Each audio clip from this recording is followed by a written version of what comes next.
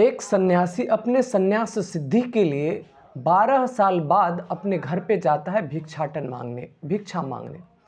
तो घर के और सारे सदस्य होते वो तो उसको नहीं पहचानते, लेकिन उसकी जो पत्नी होती है वो उसको पहचान लेती है। जब वो पहचान लेती है तो वो सन्यासी वहाँ से भागने की कोशिश करता है। ये भी कहता है कि आप मुझे जो समझ रहे हैं मैं वो नहीं हूँ, आप लोग को गलतफहमी हुई है। लेकिन गांव के सारे लोग उसको पकड़ कर घेर लेते हैं। सन्यासी मानने को तैयार नहीं था कि मैं इसका पति हूँ। उसके बाद उसकी जो पत्नी होती है एक ऐसा सबूत बताती है गांव वालों के सामने में, जिसके बारे में जानकारी सिर्फ 3 लोगों को हो सकती है। एक या तो सन्यासी को होती, दूसरा उस सन्यासी की माँ को होती और तीसरा उस सन्यासी की पत्नी को होती। इसके अलावा किसी और को वो जानकारी नहीं होती। वो बात सन्यासी की पत्नी बताती है। अब क्या होता है उसके बाद उस कहानी में? क्या 12 साल बाद वो सन्यासी फिर से अपनी पत्नी के साथ रहना शुरू करता है, या फिर सन्यासी वहाँ से फिर से भाग जाता है? दोस्तों, ये कहानी बहुत ही शिक्षाप्रद है। बहुत सारे लोग हैं, बहुत सारे लड़के हैं जो छोटी छोटी बातों पर गुस्सा करके भाग जाते हैं। ये कहानी बहुत ही अच्छी होने वाली है, तो आप लोगों से रिक्वेस्ट है कि इस कहानी को प्लीज़ अंत तक देखें। नमस्कार, प्रणाम। कहानी के इस एपिसोड में मैं सूरज राय आपका स्वागत करता हूं। अगर आप मेरे चैनल पर नए हैं तो प्लीज़ मेरे चैनल को सब्सक्राइब कर लें। चलिए बगैर टाइम लिए मैं सीधे कहानी पर आता हूं। एक सन्यासी होता है जिसकी उम्र 32 साल के आसपास थी। आज से 12 साल पहले वो घर से भाग गया था। अपनी पत्नी से किसी बात को लेकर थोड़ी सी लड़ाई हुई थी, तू मैं हुई थी, और इसी बात को लेकर वो घर से भाग गया था और भागकर सन्यास ले लिया था। दोस्तों, आपको पता है कि जो सन्यास ले लेते हैं उनका जीवन भिक्षाटन पर चलता है। भिक्षा मांग के वो अपना जीवन यापन करते हैं। उसमें भी एक जो पंथ है सन्यास में, उसमें एक परंपरा यह भी है कि 12 साल के बाद जब आप सन्यास लेते हैं, उसके 12 साल के बाद आपको सन्यास की सिद्धि के लिए आपको अपने घर से भिक्षा मांगनी पड़ती है। जब आपके घर से आपको भिक्षा दे दी जाती है तभी आपके सन्यास की सिद्धि मानी जाती है, तभी आपका सन्यास पूर्ण माना जाता है। ये जो सन्यासी था, इसको भी सन्यास लिए हुए 12 साल पूर्व गए थे और ये अपनी सन्यास की सिद्धि के लिए अपने घर जाने का विचार करता है। अब वो 12 साल बाद अपने गांव जाता है। गांव में एक तरफ से वो भिक्षा मांगना शुरू करता है। वो चाहता तो डायरेक्ट अपने घर से भिक्षा मांग सकता था, लेकिन वो यह भी देखना चाहता था कि कहीं मुझे गांव के लोग पहचान तो नहीं लेते। अगर गांव का कोई आदमी मुझे पहचान लेगा तो मैं यहीं से लौट जाऊंगा, क्योंकि अगर गांव के लोग ही मुझे पहचान लेंगे तो घर पर मेरी माँ, मेरी पत्नी तो मुझे अवश्य ही पहचान लेगी। तो गांव के कोई भी लोग उस सन्यासी को नहीं पहचान पाते और सन्यासी को अब लगता है कि अगर गांव के लोग नहीं पहचाने हैं तो मेरे घर में भी मुझे कोई नहीं पहचानेगा। क्योंकि जिस समय वो भागा था उस समय उसकी उम्र 20 के आसपास थी। आज 12 साल बाद उसकी उम्र लगभग 32 साल के आसपास थी। जिस समय भागा था उस समय वो क्लीन शेव रहा करता था, दाढ़ी मूछ छिलवा के रहा करता था, लेकिन अभी उसकी दाढ़ी और मूछें बहुत लंबी लंबी हो चुकी थी, बालों में जटाएं आ चुकी थी, तो जिसके कारण कोई भी उसे पहचान नहीं सकता था। वेशभूषा में बहुत अंतर था। एक कंधे पर सारंगी जिसको वो बजाता हुआ आगे बढ़ रहा था, एक हाथ में झोला था जिससे वो किसी से अनाज मांग लेता, किसी से आटा मांग लेता और किसी से गुदरी मतलब कपड़ा मांग लिया करता था। और फिर वो पहुंचता है अपने घर पर। वो अपनी माँ को दूर से देखकर ही पहचान लेता है कि वो उसकी माँ है। वो मन ही मन अपनी माँ को प्रणाम करता है, लेकिन उसकी मजबूरी थी कि वो अपनी माँ से ये कह नहीं सकता था कि मैं आपका बेटा हूँ, क्योंकि सन्यास के बाद ऐसे रूल होते हैं कि सन्यास से पहले का जो जीवन है उसको सन्यास के बाद अपने ऊपर लागू नहीं किया जाता। सन्यास से पहले जो भी रिश्ता था, सन्यास के बाद वो सारे रिश्ते खत्म हो जाते हैं। वो अपने दरवाज़ा पर जाता है और अपनी माँ से कहता है कि मुझे कुछ दान दो। जैसे अन्य जो सन्यासी वगैरह होते हैं, ब्राह्मण वगैरह होते हैं, जिस तरीके से भिक्षा मांगते हैं उसी तरीके से वो भी मांगता है। उसकी जो माँ थी अपने काम में मग्न थी, व्यस्त थी। उसको तो ये थोड़ा भी अंदाज़ा नहीं था कि ये जो सन्यासी है ये मेरा बेटा है। वो अपनी बहू से कहती है कि बहू, दरवाजे पे जो सन्यासी आए हैं जाके उनको कुछ दे दो, अनाज दे दो। उसकी बहू अपने घर से थोड़ा सा गेहूं लेकर और सन्यासी को देने जाती है। जब वो सन्यासी को देने जाती है, सन्यासी अपनी पत्नी को देखकर पहचान लेता है। उसकी जो पत्नी होती है सन्यासी को कहती है कि बाबा आप झोला निकालिए, मैं उसमें रख देती हूँ।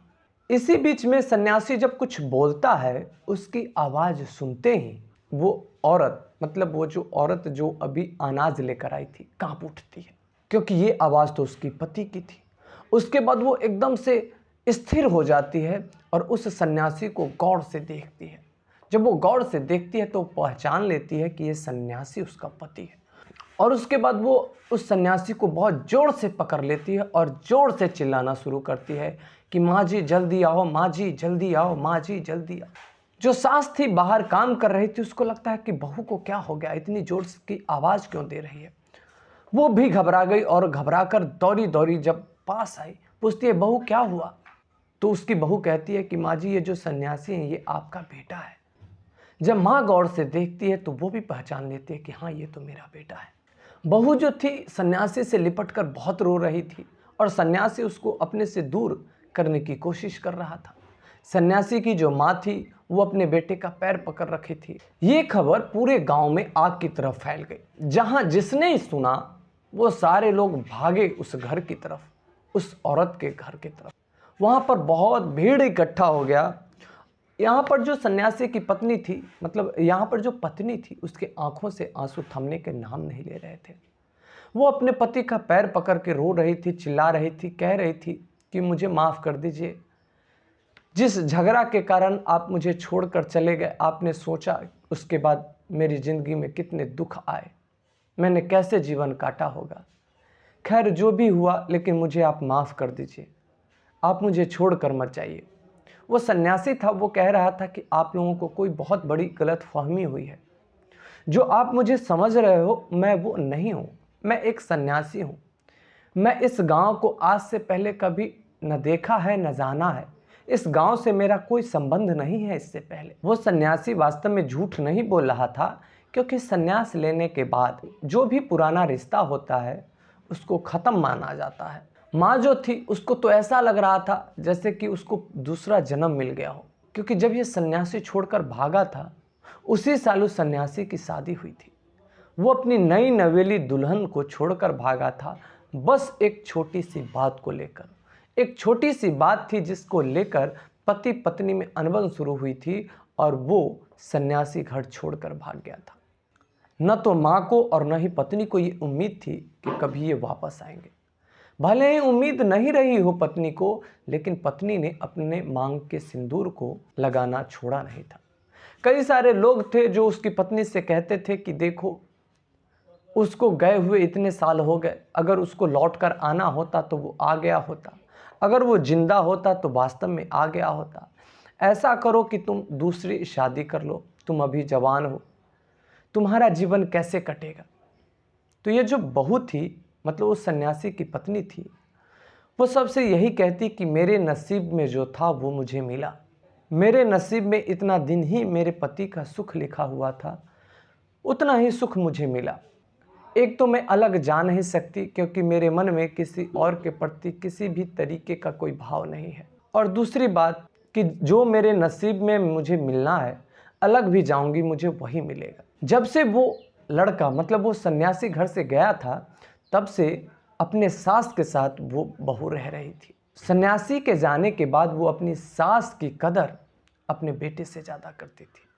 जितना उसका बेटा उससे प्रेम करता, लगाव रखता, उससे ज़्यादा एक बेटे से बढ़ के बहू ने अपनी सास के साथ किया था। 12 साल पहले एक माँ ने अपने बेटे को देखा था और 12 साल पहले उस पत्नी ने अपने पति को देखा था, और 12 साल बाद आज फिर से उसको देख रहे थे। माँ और पत्नी रोती जा रही थी, लेकिन वो जो पति था वो सन्यासी था, इसके ऊपर इस बात का कोई असर ही नहीं हो रहा था। वो बस उस दोनों को समझाने के फिराक में था, समझाने की कोशिश कर रहा था कि आप लोग बेमतलब का आंसू बहा रहे हो, मैं वो हूँ ही नहीं। आप खुद सोचो कि अगर मैं वो होता तो आप लोगों के आंसू को देखकर मैं थोड़ा भी तो पसीजता। आप लोग इस तरीके की मूर्खता क्यों कर रहे हो? गांव के जितने भी लोग थे उस सन्यासी को पकड़ रखे थे। सन्यासी चाहकर भी भाग नहीं सकता था। सन्यासी सारे लोगों को समझा रहा था कि अगर आप लोगों को भिक्षा नहीं देनी है तो मत दो, मैं चला जाता हूं यहां से।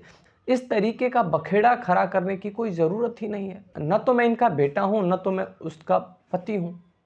क्यों मुझे इस तरीके के, मैं तो एक सन्यासी हूं। जब पत्नी को लगता है कि किसी भी तरीके से उसका जो पति है मानने को तैयार नहीं है, तब पत्नी सारे लोगों से कहती है कि मैं इनको नहीं रोकूंगी। ये कहते हैं ना कि मैं दूसरा आदमी हूं, तो मैं इनको जाने दूंगी। ये दूसरा आदमी अगर निकल गए तो मैं इनका एक साबूत बताती हूँ, जिस साबूत के बारे में या तो मुझे जानकारी होगी या फिर मेरी सास को जानकारी होगी, जब इन्होंने इनको बचपन में देखा होगा। और वो एक गुप्त जगह का एक निशान बताती है कि फलाने जगह पर इनको एक निशान है। अगर ये निशान इनके शरीर पर नहीं होगा तो मैं मान लूंगी कि ये दूसरे आदमी है। ये बात जब गांव का लोग सुनता है तो गांव का लोग बोलता है कि हाँ ये बात ठीक है, और सन्यासी से कहता है कि आप कपड़ा खोलकर मुझे वो चीज़ दिखाइए। जब सन्यासी को लगता है कि सारे लोग मेरा कपड़ा खुलवा देंगे और मेरे पास अब कोई दूसरा चारा है नहीं, तब सन्यासी अपनी सच्चाई बता देता है। सन्यासी सारे लोगों से बताता है कि हाँ मैं वही हूँ जिसके बारे में ये बताया जा रहा है। हाँ मैं इस महिला का पति था, हाँ मैं इनका बेटा था, लेकिन न तो मैं अब इनका बेटा हूँ, न तो मैं अब उनका पति हूँ, क्योंकि मैंने संन्यास ले लिया है।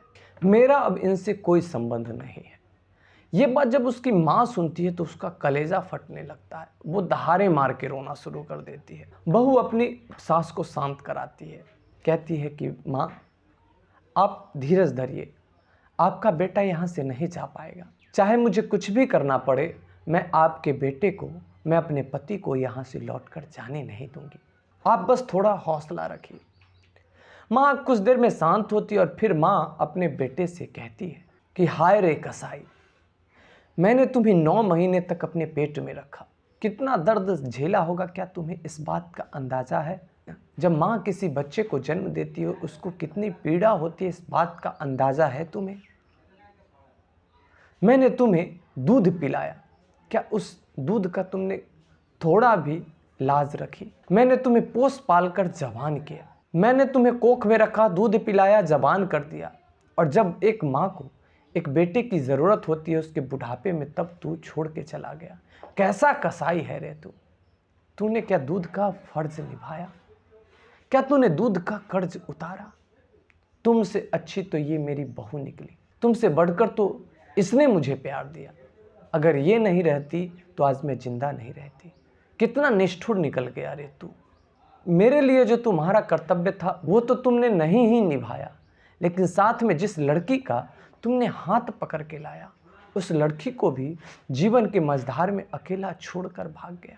ये कैसा सन्यास है रे तेरा?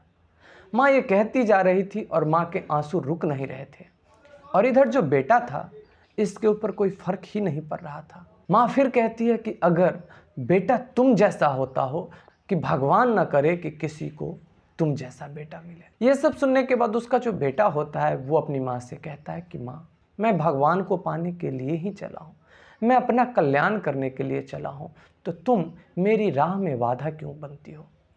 तुम मुझे रोकना क्यों चाहती हो? तुम मुझे अपना कल्याण करने दो। इस जीवन का उद्देश्य तो अपना कल्याण करना ही है, मोक्ष की प्राप्ति करना ही है, भगवान को पाना ही है।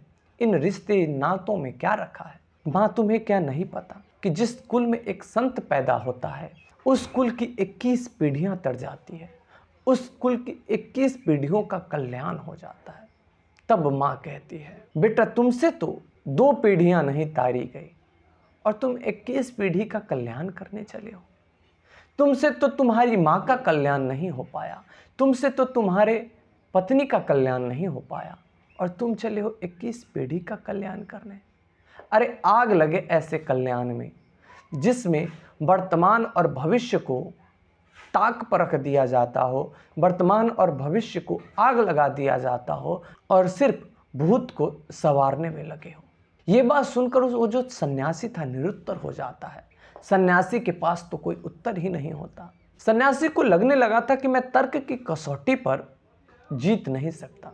फिर वो प्रेम का एक जाल फेंकता है और माँ से कहता है कि माँ, तू नहीं चाहती कि तेरा बेटा शांति से रहे, तू नहीं चाहती कि तेरे बेटे को मोक्ष की प्राप्ति हो, तू नहीं चाहती कि तेरे बेटे को भगवान मिल जाए। बोल माँ, क्या तू नहीं चाहती? माँ, तुम्हें पता है कि सन्यासी बनने के बाद तुम्हारा बेटा कितना शांति महसूस करता है, तुम्हारे बेटे के जीवन में कितनी खुशियाँ हैं, इस बात का अंदाज़ा है माँ? क्या तू नहीं चाहती कि मैं उस शांति से रहूं, फिर से मैं इस कोलाहल भरी, इस बेचैनी भरी जीवन में कदम रखूं? क्या तू ये चाहती है? ये बात सुन के उसकी जो माँ होती है चुप हो जाती है। लेकिन ये बात सुन के उसकी पत्नी चुप नहीं रह पाती और फिर पत्नी बोलना शुरू करती है। पत्नी कहती है कि अगर आपको संन्यास लेने से शांति मिलती है तो आप संन्यास ग्रहण करके ही रहो, आपको मैं अभी भिक्षा दे देती हूँ। लेकिन संन्यास का मतलब तो होता है इच्छाओं का मर जाना, अपनापन का जो भाव होता है उसका खत्म हो जाना। लेकिन न तो आपकी इच्छा मरी, न तो आपका अपनापन का भाव मरा। तो सन्यासी कहता है मेरा तो सब कुछ मर चुका है। पत्नी कहती है कहाँ मरा? आप यहाँ भिक्षा लेने आए क्योंकि आपके अंदर एक इच्छा थी कि मुझे सन्यास की सिद्धि प्राप्त हो। अगर आपने सन्यास ले ही लिया, अगर आप भगवान के रास्ते पर चले ही, तो आपके मन में तो ये भाव होना चाहिए था कि मैं भगवान के राह पर चला हूँ, भगवान को मिलना होगा, मिल जाएंगे, मैं इच्छा क्यों करूं? भगवान के राह पर चलने का तो मतलब है कि सारी इच्छाओं का त्याग। तो आपके अंदर तो इच्छा बनी ही रही और वो इच्छा थी सन्यास की सिद्धि की, और आप कहते हो कि अपनेपन का भाव खत्म हो गया, क्योंकि आपके सन्यास की सिद्धि के लिए ये था कि अपने घर से भिक्षा मांग के लाना पड़ेगा। तो आप इसी घर में क्यों आए? क्योंकि आपका इसी घर में अपनेपन का भाव आज तक मौजूद है। तो फिर आपके सन्यास लेने का क्या फ़ायदा जब न तो आपकी इच्छा मरी और न तो आपका अपनेपन का भाव मरा? अगर ये दोनों आपका मर गया होता तो आप भिक्षा लेने यहाँ आते ही नहीं। आप कहते हो कि आपको शांति महसूस होती है। किस बात की शांति? 12 साल तक आपको पल पल यही लगता रहा होगा कि कब 12 साल पूरे और मैं अपने घर से जाकर भिक्षा मांग के लाऊं और मुझे सिद्धि प्राप्त हो। संन्यास का मतलब तो इच्छाओं से छुटकारा होता है। आपका तो इच्छाओं से छुटकारा मिला ही नहीं। हाँ, अगर इच्छाओं से छुटकारा मिल गया होगा तो अभी मैं आपको भिक्षा दे देती हूँ। ये बात सुनकर सन्यासी एकदम से मौन हो जाता है, क्योंकि इसके बाद किसी के पास कोई उत्तर हो ही नहीं सकता। सन्यासी सोच में पड़ जाता है कि अब इस बात को कैसे काटा जाए, क्या कहा जाए। फिर सन्यासी कहता है कि जिसे तुम इच्छा कह रही हो, ये कोई इच्छा नहीं है, ये तो शास्त्र की मर्यादा है, शास्त्र का वचन है, ये गुरुवाणी है। हमारे शास्त्र, हमारे गुरु ये कहते हैं कि 12 साल के बाद अपना जो पूर्व जीवन का जो घर है वहाँ से भिक्षा मांग के लाना पड़ेगा। तो हम लोग अपनी इच्छा की पूर्ति के लिए नहीं आते। मैं यहाँ अपनी इच्छा की पूर्ति के लिए नहीं आया हूँ, बल्कि मैं तो शास्त्र की बात को लेकर आया हूँ, मैं तो अपनी गुरु की वाणी को लेकर आया हूँ। और तुम लोग चाहे कुछ भी कर लो, मैं तुम्हें नहीं अपना सकता, क्योंकि गुरु और शास्त्र कहते हैं कि सन्यास के बाद उसका किसी से कोई संबंध नहीं होता। तब पत्नी कहती है कि अगर शास्त्र और गुरु यह कहते हैं कि सन्यास के बाद उसका पूर्व का कोई रिश्ता नहीं होता, किसी से उसका कोई रिश्ता नहीं होता, तो मुझे जरा उस शास्त्र के बारे में बताएं कि किस शास्त्र में लिखा हुआ है कि सन्यास लेने के बाद अपनी माँ को भी छोड़ा जा सकता है, या फिर किस शास्त्र में लिखा हुआ है कि अपनी बेसहारा लाचार माँ को छोड़कर सन्यास लिया जा सकता है। किस शास्त्र में लिखा हुआ है कि अपनी तरुण जवान पत्नी को छोड़कर और सन्यास लिया जा सकता है। शास्त्र तो यह भी कहता है कि जिसने गृहस्थ में कदम रख दिया उसको सन्यास तक पहुंचने के लिए वानप्रस्थ आश्रम से होकर गुजरना पड़ेगा। क्या आपने वो फॉलो किया और आप शास्त्र की बात करते हैं? ये सब बात देखकर जो सन्यासी की माँ थी वो रो रही थी। उसको लग रहा था कि अब मेरा बेटा मुझे वापस नहीं मिलेगा। फिर बहू कहती है सन्यासी से कि इस माँ ने आपको जन्म दिया है, मुझे नहीं, इसकी जिम्मेवारी आप पर है, मेरे ऊपर नहीं। आप यहाँ से जाना चाहते हो तो चले जाओ, लेकिन उससे पहले 2 काम करके जाओ। पहला काम, इस माँ को अपने साथ लेकर जाओ, क्योंकि कोई भी शास्त्र किसी भी सन्यासी को अपनी माँ को अपने पास रखने से नहीं रोकता, अपनी माँ अपने बाप का सेवा करने से नहीं रोकता। आप अपनी माँ को अपने साथ लेकर जाओ। और दूसरा काम ये करो कि अगर आपके सन्यास में इतनी शक्ति है तो मेरी शादी इस भीड़ में खड़े हुए किसी भी आदमी से आप करवा दो। आप अपनी सन्यास की रक्षा करो और मेरे पतिव्रत धर्म को नष्ट कर दो। अगर आपके सन्यास में इतनी क्षमता है तो मेरे पतिव्रत धर्म को तोड़ दो। मैं खुशी खुशी आप जिससे भी मेरी शादी कराएंगे मैं खुशी खुशी उसको अपना लूँगी, मैं खुशी खुशी उसी को अपना पति मान लूँगी और उसके बाद मुझे आपसे कोई मतलब नहीं होगा। अगर आप में इतनी हिम्मत है, इतनी सामर्थ्य है। ये बात तो सुनकर उस सन्यासी को लगा कि उसके ऊपर बिजली गिर गई हो। वो चारों खाने चित्त हो गया। न तो वो तर्क से जीत पाया, न तो वो भावनाओं से जीत पाया, और अब वो प्रेम से भी हार गया था। माँ अब भी दूर बैठी रो रही थी, कलेजा पीट रही थी। तब वो सन्यासी उठता है, अपनी माँ के पास जाकर बैठ जाता है और माँ का पैर छूता है और माँ को कहता है कि माँ मत रो। मैंने जो रास्ता चुना था वो रास्ता गलत तो नहीं था, लेकिन मैंने गलत समय में चुन लिया। तू मेरी माँ थी। जब तक मैं तुम्हारे प्रति जो अपना कर्तव्य होता है उसको मैं पूरा नहीं कर लेता, तब तक मुझे संन्यास ग्रहण नहीं करनी चाहिए थी। अगर मैं संन्यास ग्रहण किया भी तो तुम्हें मुझे अपने साथ रखना चाहिए था। और दूसरी बात कि अगर मुझे संन्यास ग्रहण करना था ही तो फिर मैंने एक लड़की का जीवन क्यों बर्बाद किया। और फिर वो अपनी पत्नी से भी माफ़ी मांगता है, कहता है कि हो सके तो मुझे माफ़ कर देना। और उसके बाद वो अपने सन्यास का चोला उतार देता है और फिर खुशी खुशी अपनी पत्नी, अपनी माँ के साथ रहना शुरू करता है। दोस्तों, कैसी लगी आपको ये कहानी, आप हमें कमेंट करके ज़रूर बताइएगा। आपने मेरी वीडियो को अंत तक देखा, इसके लिए आपका शुक्रिया।